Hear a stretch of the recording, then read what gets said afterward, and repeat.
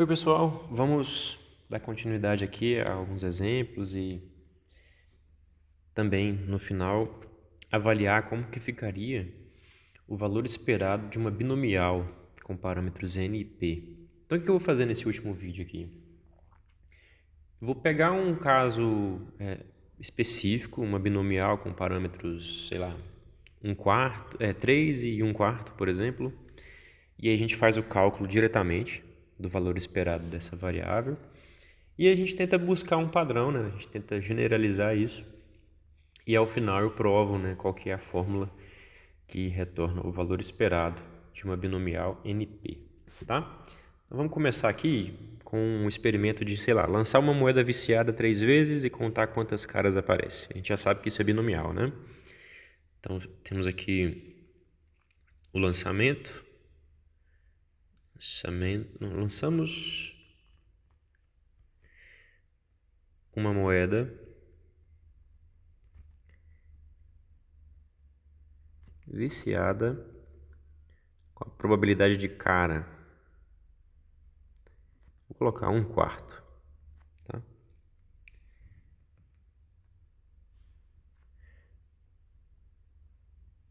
E a gente lança essa moeda 3 vezes. Tá? X vai contar o número de caras.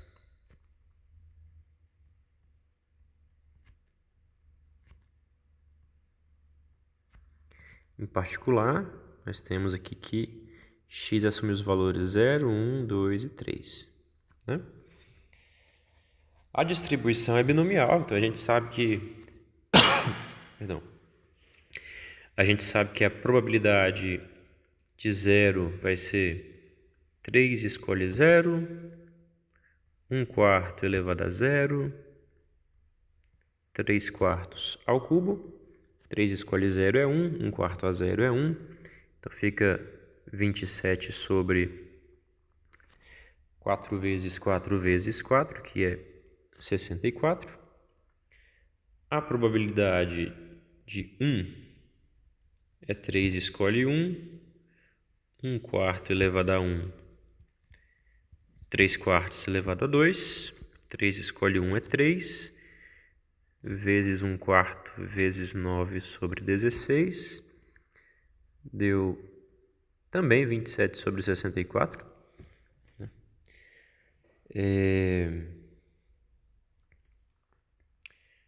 A probabilidade de 2 é 3 escolhe 2. 1/4 ao quadrado vezes 3/4 a 1, que é 3 vezes 1 sobre 16 vezes 3/4, que é 9 sobre 64. E, finalmente, a probabilidade de 3 caras é 3 escolhe 3, 1/4 ao cubo,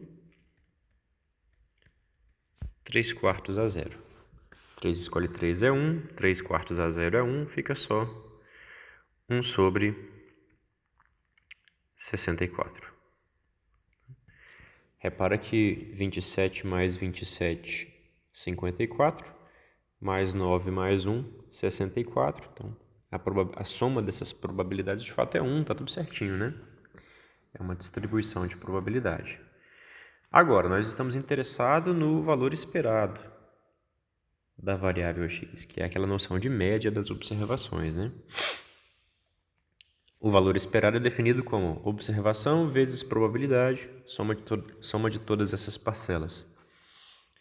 No caso da observação 0, né, não vai contribuir com nada, né? 0 vezes 27 sobre 64, mais 1 vez 27 sobre 64, mais 2 vezes 9 sobre 64, mais 3 vezes 1 sobre 64.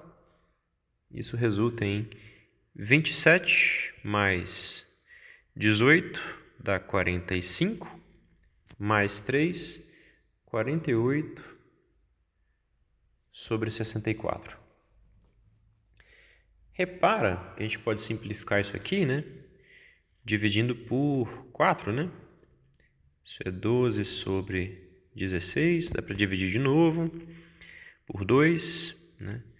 6 sobre 8, dá para dividir de novo por 2, 3 sobre 4. E note que 3 sobre 4 é 3 vezes 1/4, né? 3 e 1/4, né? Se a gente parar para pensar, essa x aqui, a variável que conta as variáveis, ou que conta o número de caras, a gente sabe que ela é binomial. Com quais parâmetros? 3 repetições, probabilidade 1/4. E o valor esperado deu exatamente 3 vezes 1/4. Né? Por que isso será, hein? Olha, valor esperado é uma ideia de média, né, das observações. E aqui está dando 3 vezes 1/4. É como se a gente estivesse pensando da seguinte maneira. Eu posso pensar em contar as caras da seguinte forma. Em cada lançamento, eu vou ter uma cara com probabilidade 1/4 ou 0 caras com probabilidade 3/4, né? Então, seria como se eu estivesse somando uma cara, 1/4, duas caras, 1/4 mais 1/4, três caras, 1/4 mais 1/4 mais 1/4, né? É como se eu estivesse somando em cada um dos 3 lançamentos a probabilidade de sair a cara, né? 1/4. Então seria, em média, 3 vezes 1/4 de aparições de caras, né? Mas isso aqui é um achismo, né? É o que a gente em matemática diz que é um argumento não formal, é um argumento intuitivo. Para eu afirmar que isso sempre vai ser verdade, eu tenho que dar uma demonstração propriamente dita, né? Então a conjectura que a gente faz aqui é a seguinte.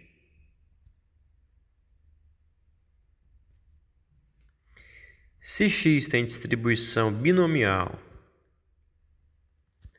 com parâmetros n e p, então, esqueci do x aqui, né? O valor esperado de x seria n vezes p. Interessante isso aqui. Mas a conjectura é apenas uma conjectura. A gente tem que transformar isso aí num teorema, né? Repara só. Quando a variável é binomial np, ela modela que tipo de problema? Nós repetimos um experimento p vezes. Em cada uma das repetições, perdão, nós repetimos um experimento n vezes. Em cada uma das repetições, nós observamos se ocorre ou não um determinado evento que tem probabilidade p de ocorrer, né? E aí a variável x nos retorna o número de vezes que esse evento aconteceu. Em particular, a gente já sabe, né? Estamos cansados de fazer isso.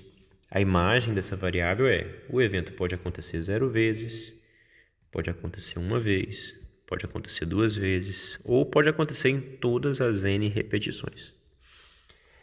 E se ela é binomial, nós já provamos que a distribuição dela é dada da seguinte maneira. Para todo k um possível acontecimento, a probabilidade de x admitir o valor k, que a gente está representando também por pzinho de k, é n escolhe k, pzinho elevado a k, 1 menos p elevado a n menos k. Beleza. Como que é definido o valor esperado da variável? Não é somatório de observação, nesse caso aqui o i variando de 0 a n, vezes sua respectiva probabilidade? Essa é a definição. Bem, substituindo aqui, nós teríamos o somatório com i variando de 0 a n de I vezes probabilidade de I. Eu comecei a usar o K aqui, só para padronizar, eu vou continuar usando K no lugar de I, tá?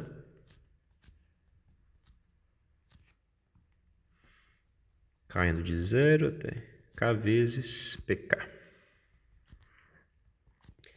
PK, a gente sabe que é isso aqui, né? Probabilidade de x assumir o valor K. N escolhe K, P elevado a K, 1 menos P elevado a N menos K. Beleza. Deixa eu adicionar uma nova folha aqui embaixo.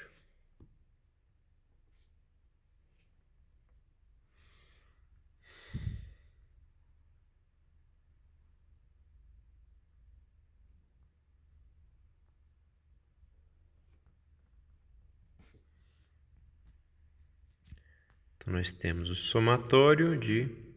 Bem, quando o K assume o valor zero, toda essa parcela aqui vai embora, né? Porque fica 0 vezes tudo isso. Então, eu posso desconsiderá-la e começar no K igual a 1, né? K igual a 1, K vezes N escolhe K é a mesma coisa que N fatorial dividido por K fatorial vezes N menos K fatorial vezes P elevado a K, 1 menos P elevado a N menos K. Ou seja, daqui para cá, eu só coloquei aqui o valor do N escolhe K e descartei o K igual a zero, porque ele não influencia em nada, né? Começamos a contar, então, do K igual a 1. Beleza. Eu vou fazer o seguinte, então.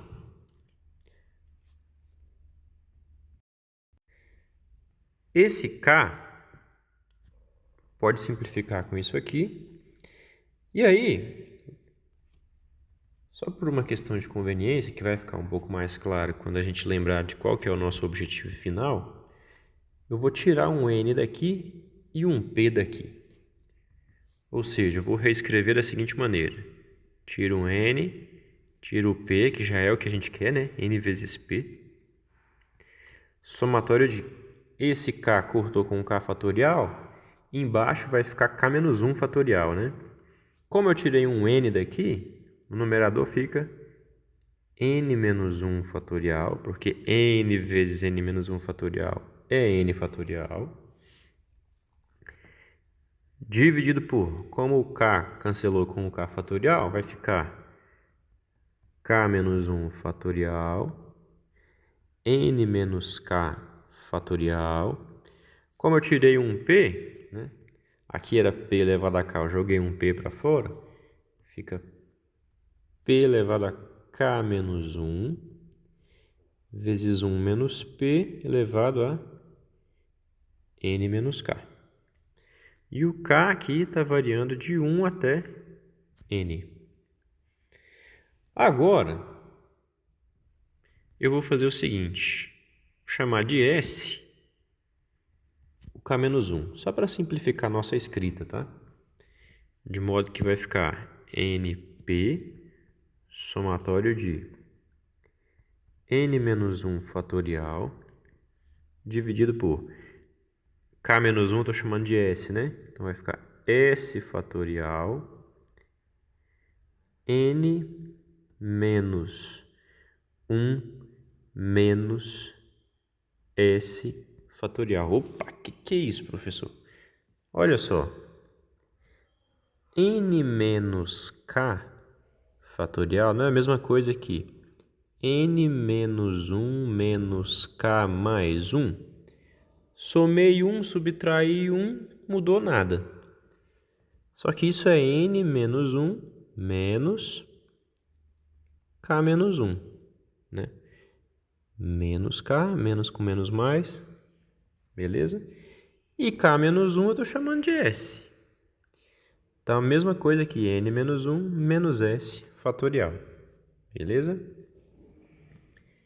Vezes P elevado a S.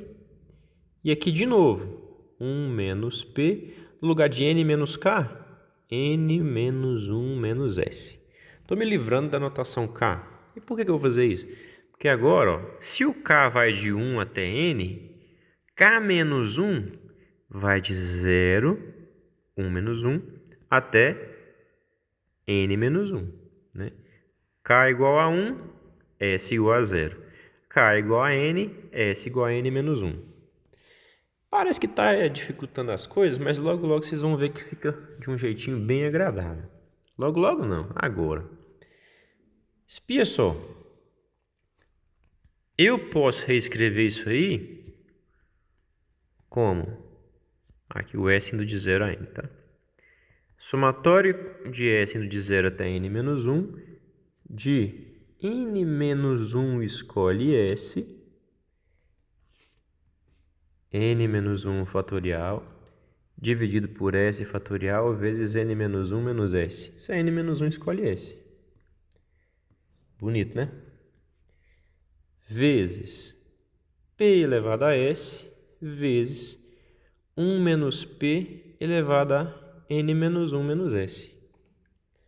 Mas olha só.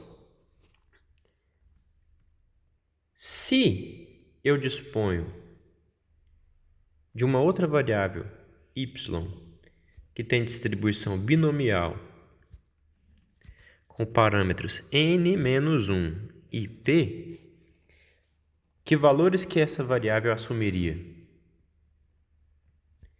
Ela assumiria os valores, como eu estou repetindo n menos 1 vezes, e contando quantas vezes acontece o evento de probabilidade p, assumiria 0, 1 até n menos 1, né? Beleza. E para cada S pertencente a esse conjunto, a probabilidade de y igual a S seria n menos 1 escolhe S, P elevado a S, 1 menos P elevado a n menos 1 menos S. Né? Como nós temos que y tem essa distribuição, e nós já provamos que isso é uma distribuição de probabilidade, se eu pego esses valores aqui, ó, e faço o S percorrer todas as possibilidades, ou seja, de 0 até n menos 1, a soma dessas probabilidades tem que dar quanto? 1, né? Então, esse valor aqui é a soma de todas as probabilidades de uma variável binomial n menos 1p. Consequentemente, tem que ser igual a 1. Ou seja, o que nós estávamos calculando vale np. Mas o que a gente estava calculando? O valor esperado de uma binomial com parâmetros np. Então, esse exemplo que a gente fez aqui no início não tem nada de peculiar, né? Deu exatamente n3 vezes 1/4 p. Então, sempre que um problema é modelado por uma variável binomial com parâmetros np, o valor esperado é exatamente n vezes p. Então, a gente tem uma noção de média das observações a longo prazo, sendo explicitada por uma fórmula, só o produto dos parâmetros, tá? Bem, eu vou finalizar esse vídeo por aqui. Eu sei que ele é um vídeo um pouco mais técnico, mas vale muito a pena se debruçar sobre ele e ir acompanhando as contas, né, calmamente, com um esboço do lado, rabiscando, porque é muito bom para internalizar os conceitos de distribuição binomial e também de valor esperado, beleza? Então tenham todos bons estudos, um abraço e até mais.